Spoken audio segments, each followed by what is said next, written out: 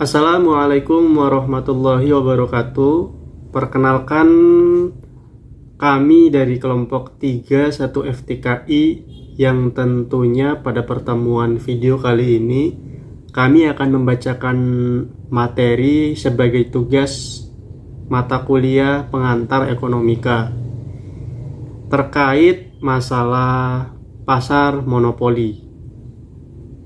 Perlu kita ketahui bahwa pasar dalam arti sederhana, pasar adalah suatu tempat yang dimana bertemunya antara penjual dan pembeli, sehingga mereka ataupun keduanya melakukan interaksi, melakukan komunikasi, ataupun melakukan transaksi jual beli barang ataupun jasa.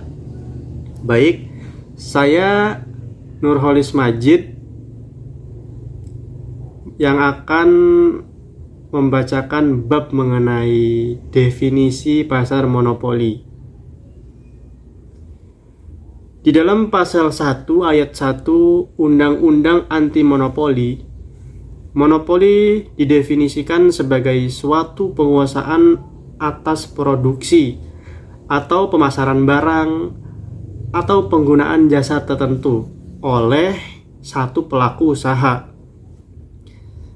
Secara harfiah, monopoli berasal dari bahasa Yunani yang berarti monos, yang artinya sendiri satu, dan polein yang artinya sendiri menjual sehingga ke pasar.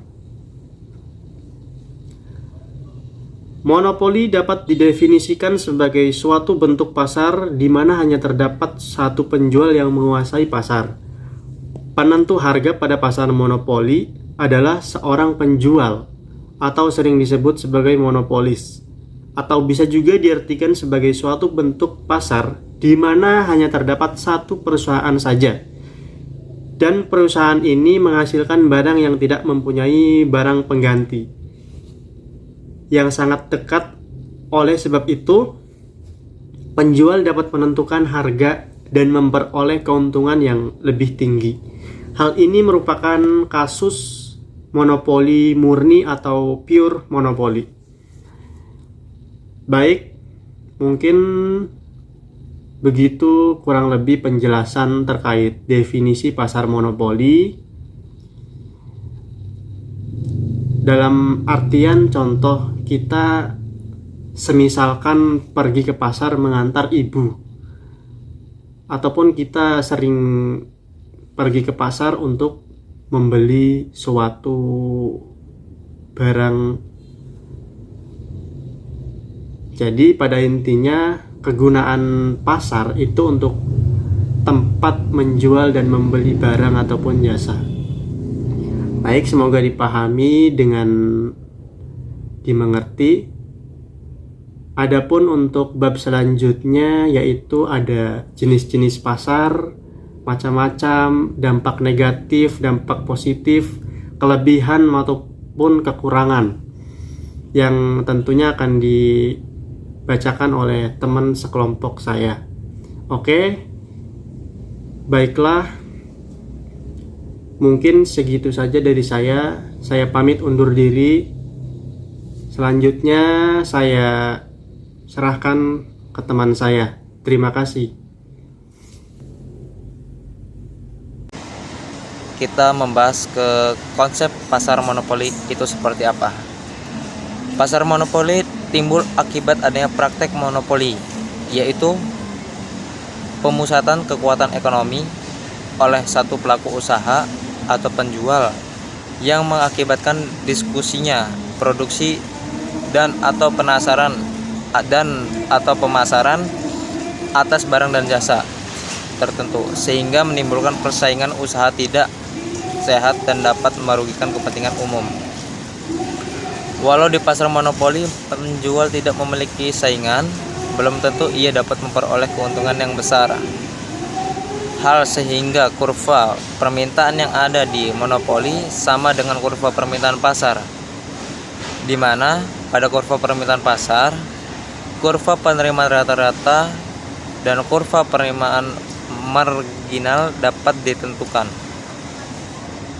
Bagi perusahaan monopolis, kurva penerimaan rata-rata dan kurva penerimaan marginal lebih rendah dari harga, karena penjual harus menurunkan harga dan tujuan barangnya dapat dijual. Pada saat sekarang perusahaan yang 100% bersifat monopoli jarang ditemui.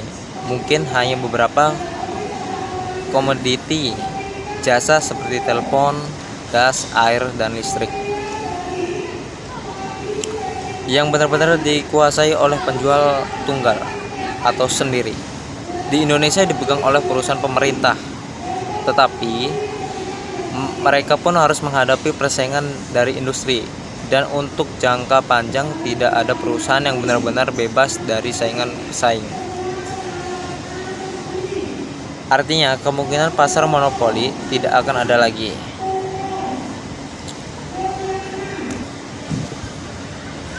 Di sini saya ingin mencontohkan mengapa pesaing tidak bisa masuk. Ada beberapa contohnya. Seperti halnya sumber daya kunci dikuasai oleh satu perusahaan tunggal. Artinya barang utama untuk memproduksi barang tersebut hanya dikuasai oleh satu perusahaan saja, sehingga tidak memungkinkan bagi perusahaan lain untuk memperolehnya.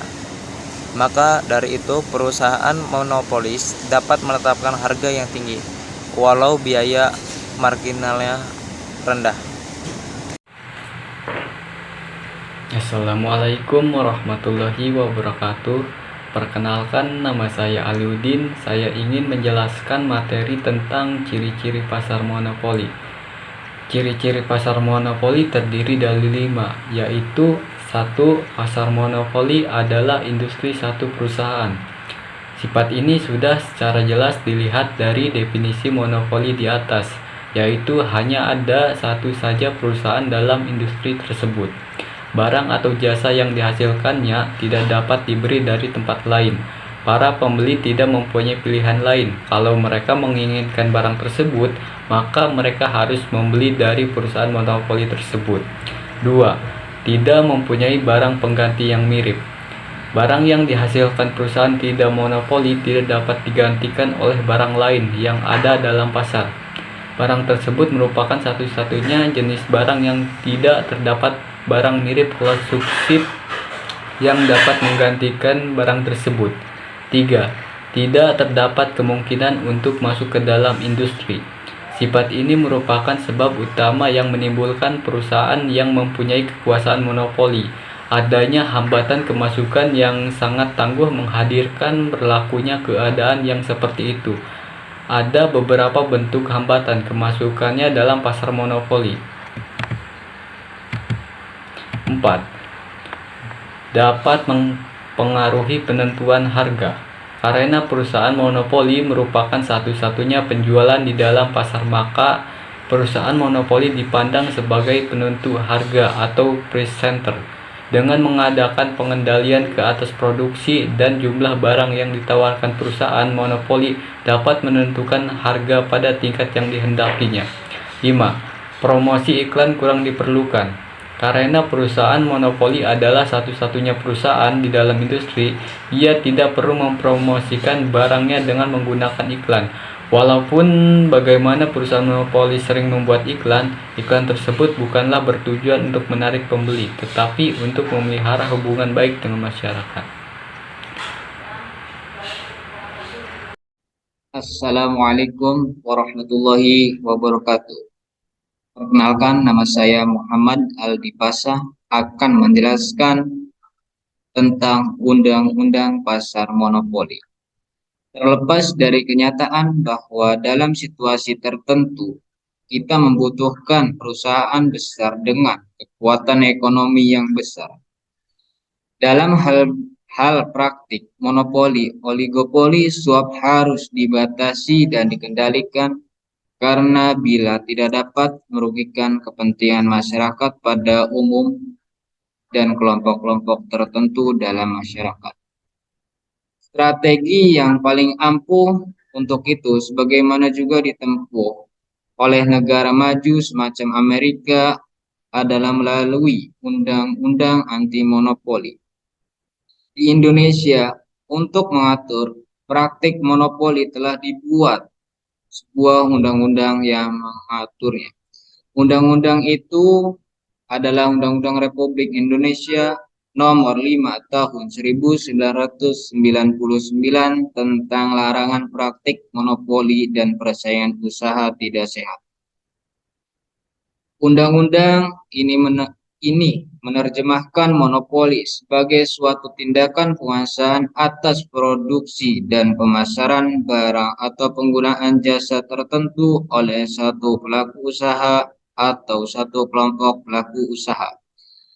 Sedangkan praktik monopoli pada undang-undang tersebut dijelaskan sebagai suatu pemutusan kekuatan ekonomi oleh satu atau lebih pelaku usaha yang mengakibatkan dikuasainya produksi dan pemasaran atas barang dan jasa tertentu sehingga menimbulkan persaingan usaha tidak sehat dan dapat merugikan kepentingan umum. Undang-undang ini dibagi menjadi 11 bab yang terdiri dari beberapa pasal.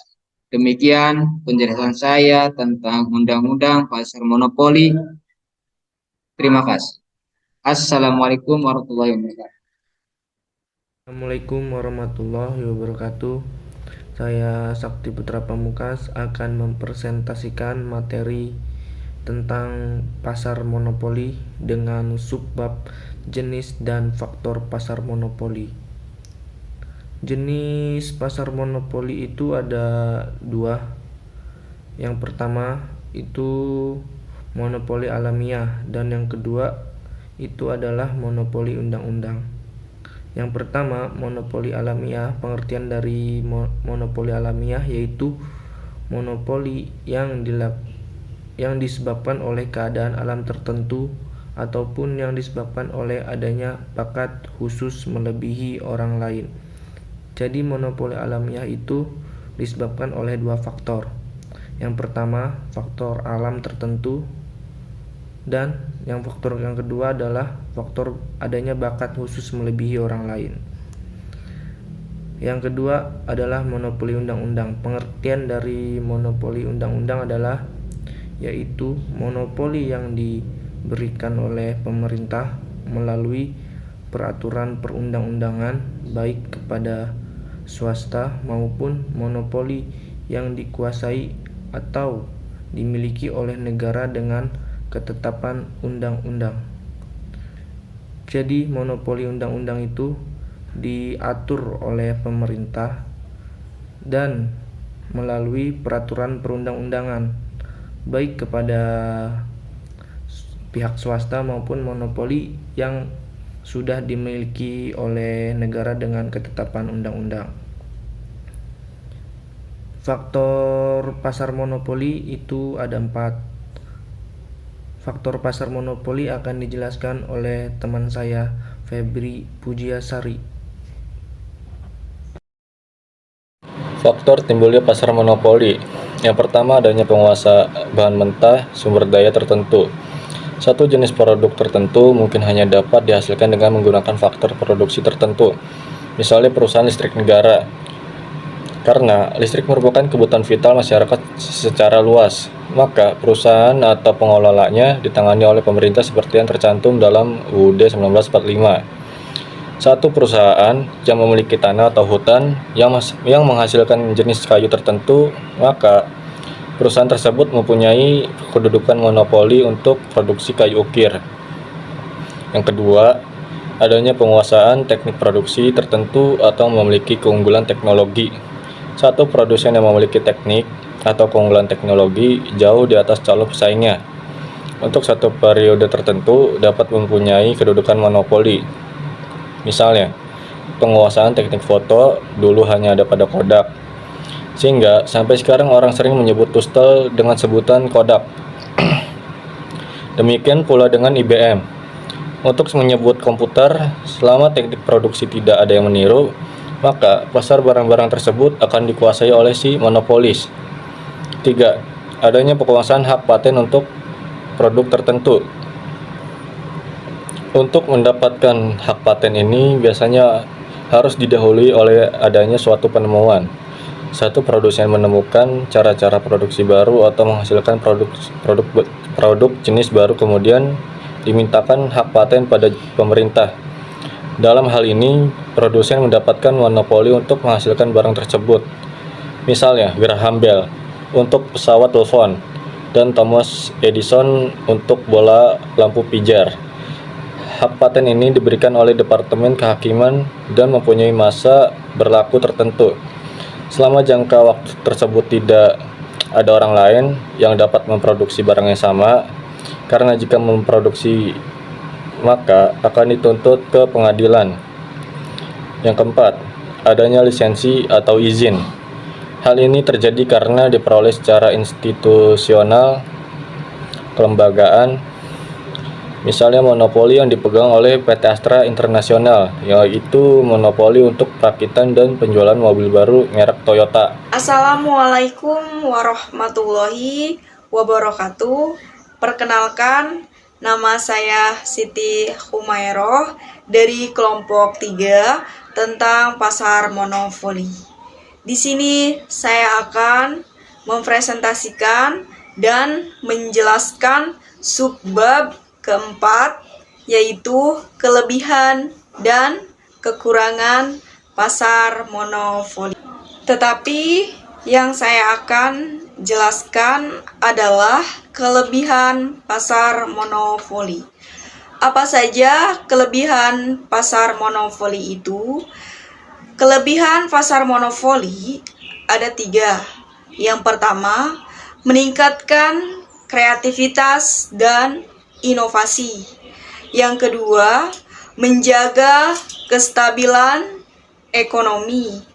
Yang ketiga, melindungi hak kekayaan dari seorang individu.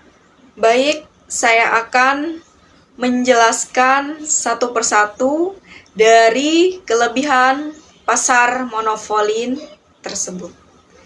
Yang pertama, yaitu meningkatkan kreativitas dan inovasi adalah pasar monopoli yang diberikan pemerintah dalam bentuk penghargaan yang dapat meningkatkan kreativitas dan inovasi kalangan perusahaan.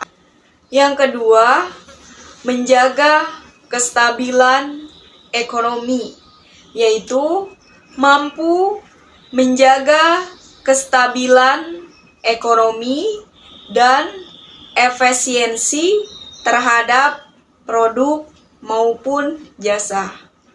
Adanya perusahaan lain dengan menawarkan produk maupun jasa yang sama hanya akan membuat siklus ekonomi menjadi tidak stabil. Yang ketiga, melindungi hak kekayaan dari seorang individu, yaitu mampu digunakan untuk melindungi hak kekayaan dari seorang individu dengan potensi melakukan pengembangan serta inovasi, meskipun pada akhirnya memang diperlukan dan dibutuhkan agar tetap laku di masyarakat. Adapun tambahan kelebihan dari pasar moli tersebut, yang pertama, para pesaing monopoli akan menumbuhkan kemajuan pesat dalam teknologi. Yang kedua, kekuasaan perusahaan monopoli harus dikontrol dan diawasi negara. Monopoli harus menumbuhkan efisiensi untuk dapat bersaing dengan perusahaan lainnya pada produk sejenis. Sekian presentasi dan penjelasan dari saya. Kurang dan lebihnya mohon maaf. Wassalamualaikum warahmatullahi wabarakatuh. Perkenalkan, nama saya Setiawati dari kelompok 3. Saya akan menjelaskan tentang kekurangan pasar monopoli. Yang pertama, memicu perkembangan pasar gelap. Salah satu kekurangan yang terjadi ketika praktik monopoli di pasar terus dilakukan adalah dapat memicu terciptanya pasar gelap dan transaksi ilegal. Pasar gelap akan mengakomodasi kebutuhan para pembeli untuk barang yang sama atau menyerupai dengan harga yang sangat murah, karena barang-barang yang dijual di pasar yang memonopoli dianggap terlalu mahal atau sulit didapatkan. Yang kedua, terjadinya kemungkinan eksploitasi konsumen dan pekerja. Kemungkinan eksploitasi bisa saja terjadi dalam perusahaan atau penjual yang memonopoli. Hal ini terjadi karena perusahaan atau penjual memproduksi produk dengan harga yang lebih tinggi daripada biaya marginalnya. Akibatnya, para calon pembeli atau konsumen harus membayar produk dengan harga yang lebih tinggi. Yang ketiga, munculnya ketidakadilan. Salah satu kekurangan pasar monopoli adalah munculnya ketidakadilan dari produsen atau penjual terhadap konsumen atau pembeli. Hal ini terjadi karena kekuatan produsen yang bersifat mutlak. Di pasar ini juga memungkinkan terjadinya ketidakadilan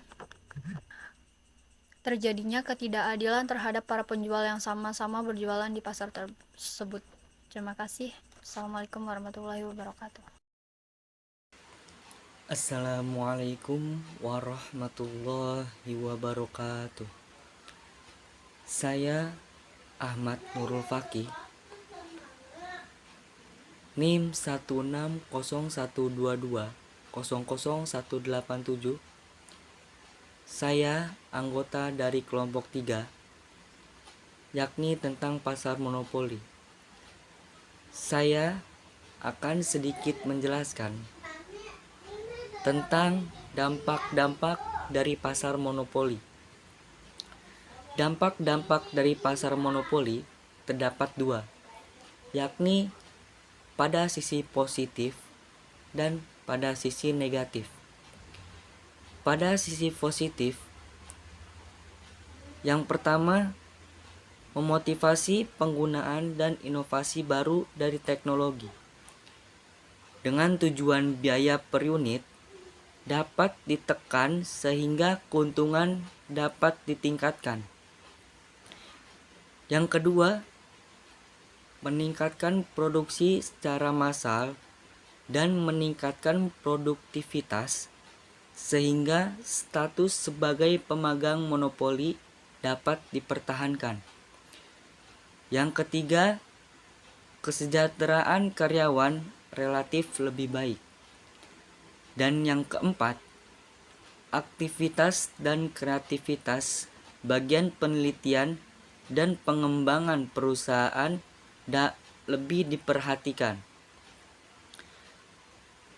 Dan pada sisi negatifnya adalah yang pertama, ketidakadilan karena monopoli memperoleh keuntungan di atas keuntungan normal. Jumlah produksi ditentukan oleh monopolis sesuai dengan keuntungan yang diperolehnya. Yang kedua, memproduksi output pada tingkat lebih rendah daripada output kompetitif atau yang sesuai permintaan konsumen. Dan yang ketiga, mengenakan harga lebih tinggi daripada harga kompetitif atau yang sesuai dengan permintaan konsumen. Dan yang terakhir, terjadi eksploitasi monopolis terhadap pemilik faktor produksi dan konsumen. Sekian dari saya, kurang lebihnya mohon maaf. Assalamualaikum warahmatullahi wabarakatuh. Assalamualaikum warahmatullahi wabarakatuh. Perkenalkan, nama saya Wildan Abi Rizkia Farhan. Saya dari kelompok 3 tentang pasar monopoli. Di sini saya akan mempresentasikan dan menjelaskan tentang dampak negatif pasar monopoli. Dampak negatif pasar monopoli yang pertama, ketidakadilan karena monopoli memperoleh keuntungan di atas keuntungan normal. Jumlah produksi ditentukan oleh monopolis sesuai dengan keuntungan yang ingin diperolehnya.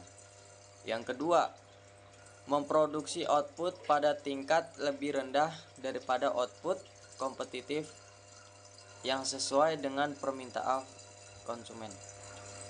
Yang ketiga, mengenakan harga tinggi daripada harga kompetitif.